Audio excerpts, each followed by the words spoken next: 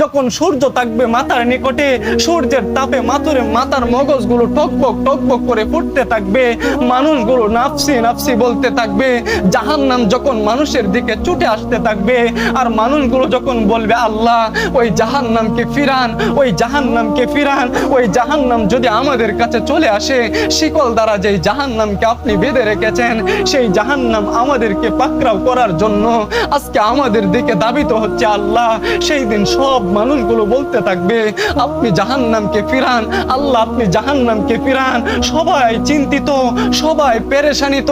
সেই দিন রব্বে কারীম বলবেন ঈমানদারদের জন্য সুসংবাদ, সেই দিন তোমার ভয় থাকবে না। কেমন ভয় থাকবে না? জাহান্নামের মধ্যে এমন একটা পানি জাহান্নামের মধ্যে ছিটিয়ে দেওয়া হবে, যেই ফেরেশতা, যেই জাহান্নামের শিকল থাকবে 70,000, এবং এক একটা শিকলের মধ্যে 70,000 ফেরেশতা ধরে টেনে টেনে সেই জাহান্নামকে ধরে রাখতে পারবে না। জাহান্নামীদের দিকে দাবিত হবে।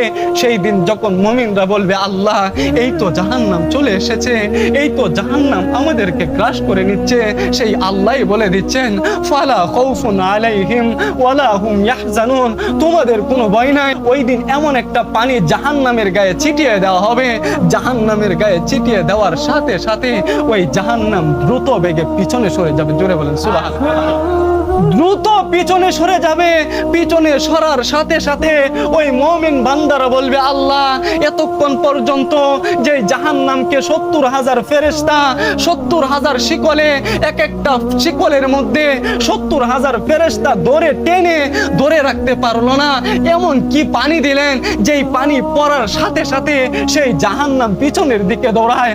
ও মাওলা, এটা কি দুনিয়ার কোনো নদীর পানি, নাকি কোনো সমুদ্রের পানি, নাকি আবে হায়াতের পানি, নাকি জমজমের পানি? রব্বে কারীম আপনি বলেন না।